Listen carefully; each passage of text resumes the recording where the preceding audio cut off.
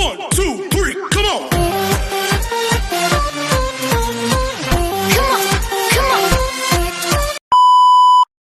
Hello beautiful people! Welcome back to my channel. This is your Mama Sam. Hola mga amigo, amiga, kumare at kumpare. Kamusta kayong lahat? Sana lahat po kayo ay okay at safe ngayong araw na ito. At syempre kung ako naman ang tatanungin nyo, nakikita naman ninyo ang beauty ng Mama Sam ninyo. Fresh overload pa rin, di ba? Ganyan talaga kapag umiinom ka ng maraming vitamin C plus kumakain ka ng maraming banana. Dahil sa banana, mas nakakaloka ang kagandahan ng Mama Sam ninyo. Charot! So, kamusta naman kayong lahat mga amigo, amiga? Sana lahat kayo ay okay na okay ngayong araw ng Wednesday. So, happy Wednesday sa atin lahat ng bonggang-bongga. Syempre, kung ako naman ang tatanungin ninyo, eto, syempre nakapag-recharge tayo ng todo-todo at talaga naman feel good ang beauty natin ngayon. Charot!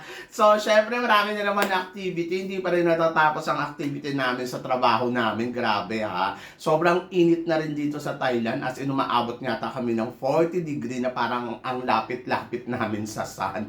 Nakakaloka. Anyway, so tuloy lang ang laban, tuloy lang ang buhay, tuloy lang ang ligaya. And then, of course, gusto ko rin magpasalamat sa walang sawang tumatangkilik dito araw-araw, lagi-lagi. Maraming salamat sa inyong lahat sa talagang patuloy na nagmamahal dito sa Mama Sam Vlogs. Ang saya-saya lang dahil nakikita ko kayo araw-araw. And then, of course, sa mga bago nating subscribers, hello sa inyong lahat. So, kamusta kayong lahat? Sana lahat kayo ay okay at kasing ganda ng Mama Sam ninyo. And then, of course, sa mga makasolid talaga ng Mama Sam dyan na laging, oh my gosh, active sa comment section. So, may shoutout kayong lahat sa akin. Kaya, shoutout time! So, shoutout tayo kay Games Baluyot 9623, Nati Gyumay, Jesusa Gloria, Julia Chong. Syempre, shoutout din kay Lara High 5K, Eleboy Samson, Yaya Muhammad, Rosel 2016, Snake Gem, si Dave Velasquez, si Sharon sa Swan Sane. Ito si Sharon, birthday daw niya sa April 7. So, happy birthday sa'yo, Sharon Swan Sane. And then, of course, si Cesar Anion Nuevo, 5316, Barbet Elizalde, Anisha, Vic Portela. Maraming salamat. And then, of course, shout out din kay Ronnie Guevara, Claire Ingles, Prince Domingo, Ricardo Jr. Quiñosala, and then syempre nandiyan din si Sian Balaran, Christian Jasper Vida. At saka shoutout tayo kay Robert Casanyas at saka kay Tiktalao. So, yon, shout out sa inyo lahat ng bonggang-bongga.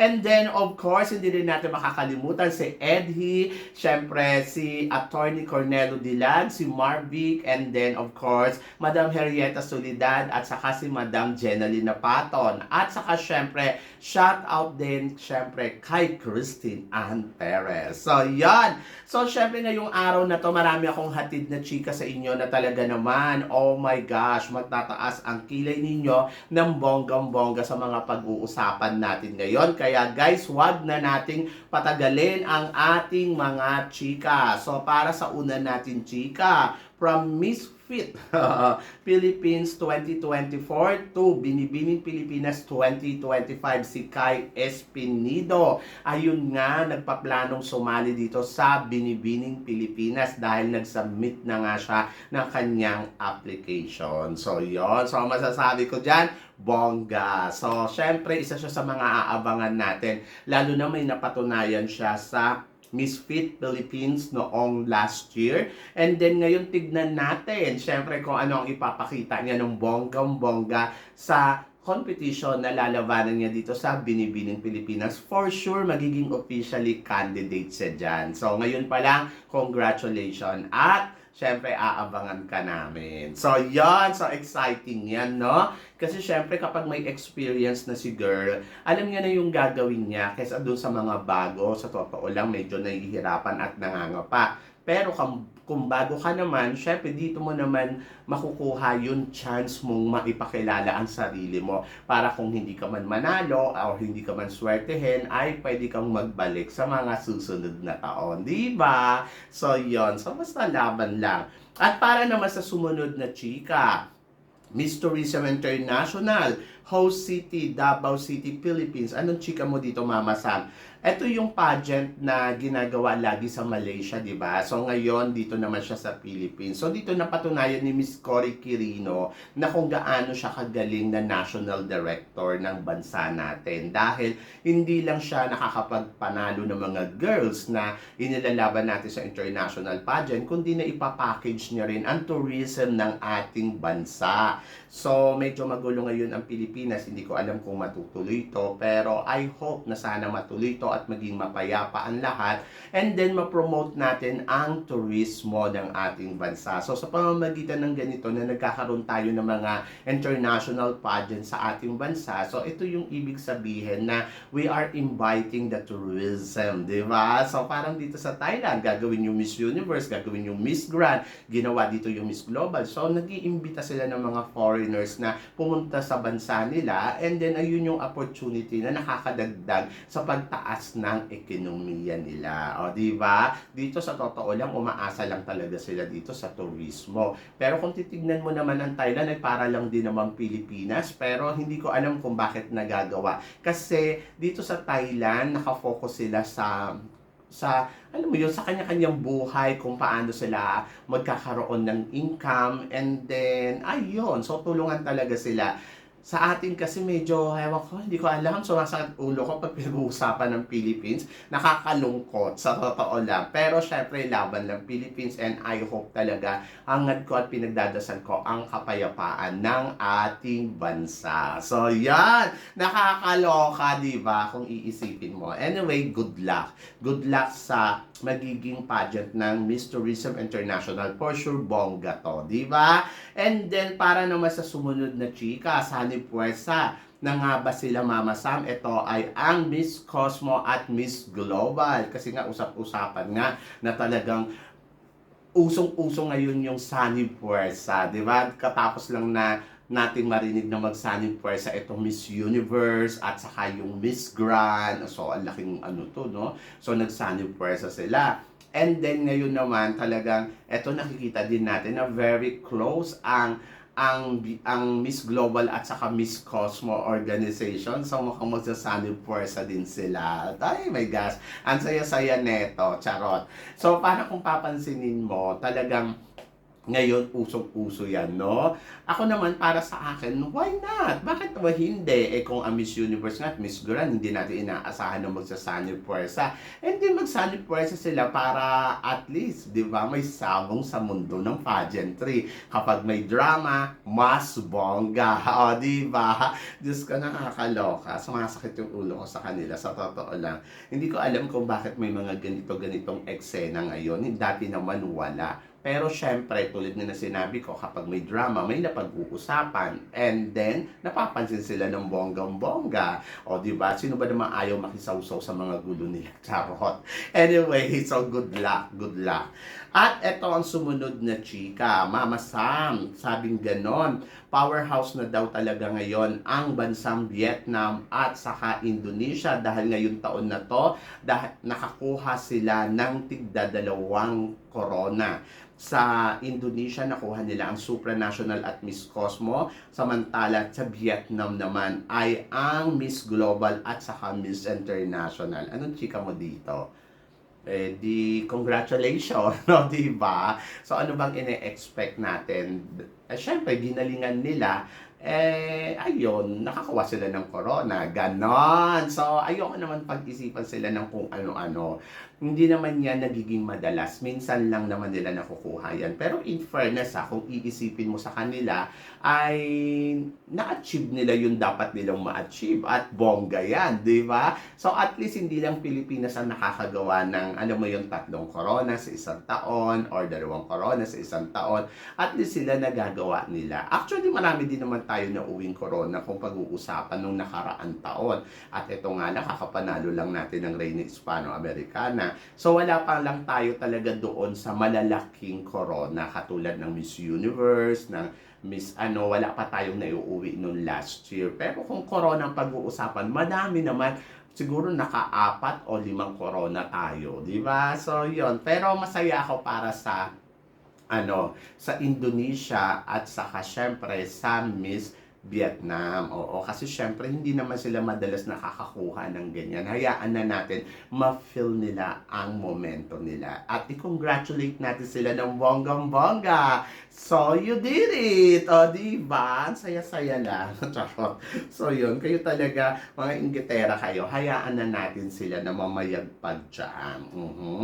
So, yun. So, Reina Hispano-Americana, Mama Sam, tingin mo kaya-kaya mag-back-to-back? Well, depende yan sa magiging resulta ng national pageant natin kung sino yung ipapadala. Dito sa Reina Hispano-Americana, walang problema ang back-to-back dito kasi sunod-sunod talaga yung pagiging back-to-back ng mga ilang bansa. So kung nagawa nila yon, so ibig sabihin, kaya din natin gawin yon. So natutuwa naman ako, si Diamante ay niuwi niya yung corona and then it's time na promote na rin to para sa Reina Hispano-Americana sa ating bansa. And then, ayun, so kung magpapadala tayo ng isang bonggang kandidata na kayang pumalo, kayang makipagsabayan, why not? Diba? Diyos ko, nakakaloka. Hindi yan kumbaga parang magiging malakas ang laban talaga natin kapag nagkataon. O, diba? So, depende na lang kung sino yung ipapadala. But looking forward ako dyan. So, makukuha natin ang bagong reyna ng Reina Hispano-Americana sa Miss Grand Philippines na siya. Oh, di ba? Dati naman na nandoon, tapos tinanggal, tapos binalik uli. Alam mo yung paulit-ulit. Charot. So, yan. At eto ang sumunod na chika. Magkaparehas daw ng gown si Naga City at saka si Benguet. Mama Sam, anong masasabi mo dito? Actually, ngayon ko lang din napansin na parehas sila ng gown. Pero parehas ko yata silang napili. Charot.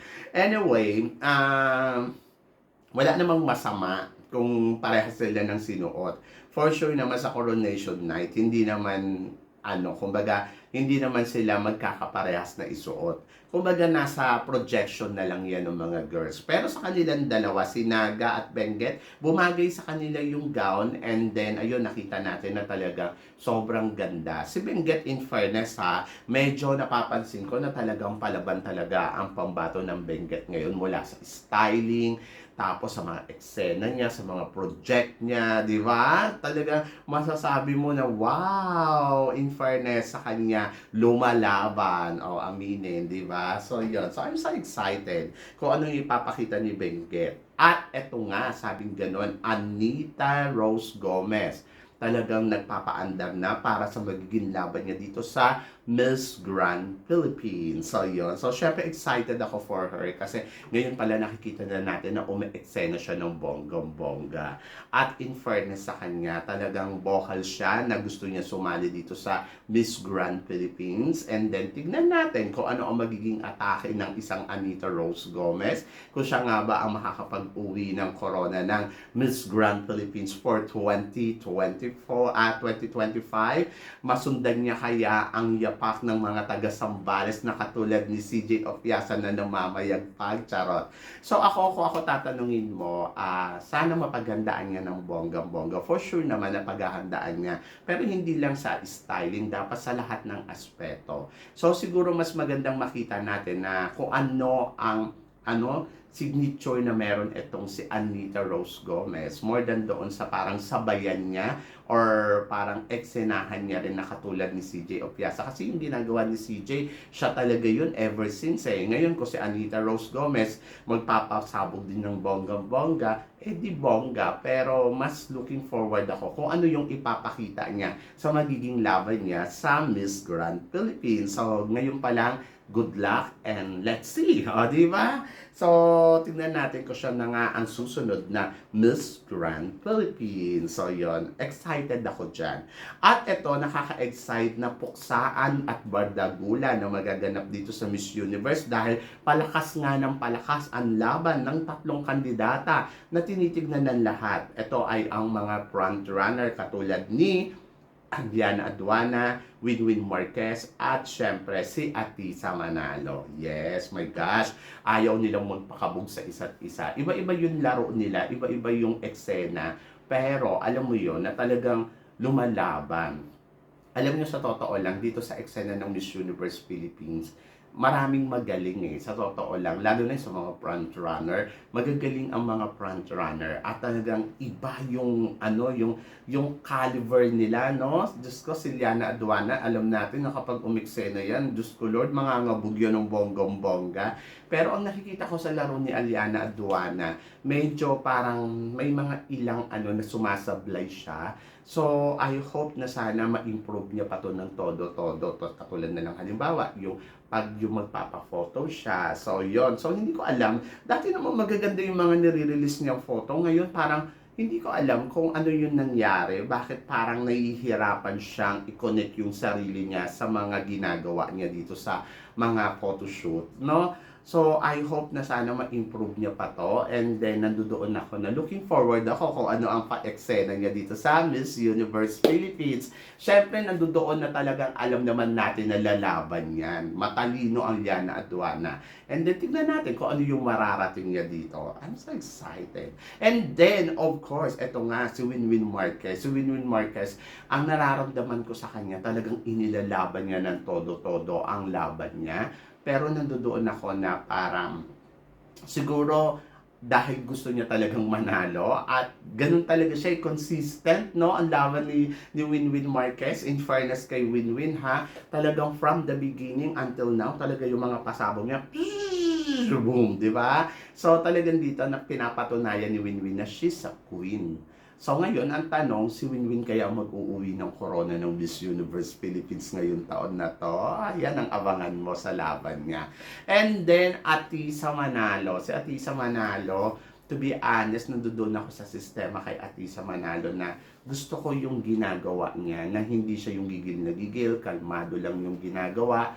And then, medyo nakukulangan lang ako kay Atisa pagdating sa yung alam mo yung mga fears na nakuha na pa, di ba? So, yun. So, mga ganon. Pero, maganda talaga ang mga photos niya. Kasi maganda talaga ang Atisa Manalo. Kaya, maraming nai-inlove talaga sa mga photos niya kapag nilalabas na. Anyway, so, ako para sa akin, sa kanilang tatlo, I think malapit ang corona kay Atisa. So, yun. So, tignan natin kung mabibigo ba. Charot. O, tignan natin kung siya na nga makakakuha. Ay sana lang wag lang ma-Pauline Ameles itong si Atisa sa laban niya. Kasi di ba si Pauline parang 3 times niyatang sumali dito tapos hindi niya nakuha. Kahit alam natin na magaling yung laban. Pero kasi parang feeling ko, iba yung atake ni Pauline noon, iba yung atake ni Atisa ngayon. Si Atisa kasi parang nalagay siya doon sa kalmadong move. Oo, so kinalma niya talaga yung sarili niya. At ayun naman yung maganda na nakikita naman natin sa kay Winwin na si Winwin nandoon na hindi naman siya yung gigil na gigil as in ibinibigay niya lang yung laban. Yung kay Liana Aduana, ayun medyo parang naglaylo naman si Liana but I hope na sana talagang ma-penetrate niya to ng todo-todo. But tingnan natin, so maaga pa naman. So papunta pa lang tayo sa exciting moment at malalaman natin yan. So, yon. So, kayo guys, ano guys ang masasabi ninyo dito sa mga pinag-uusapan natin ngayon? Nakakaloka ba ng bonggang-bongga? Kasi ako, yes, naloloka ako. So, please comment below para at least malaman ko naman kung ano naman ang chika mo dito sa pinag-uusapan natin. So, yon. So, syempre maraming salamat sa inyong lahat sa suporta at pagmamahal na binibigay ninyo syempre dito sa channel ko. At sa mga hindi pa po nakaka-subscribe, please don't forget to click like and subscribe my channel at i-click nyo na rin po ang notification bell para more updated kayo sa aking mga chika. Sabi nga ganon, always keep smiling and laban lang. So guys, hanggang dito na lang. Hanggang sa muli nating chikahan. See you tomorrow. Thank you guys.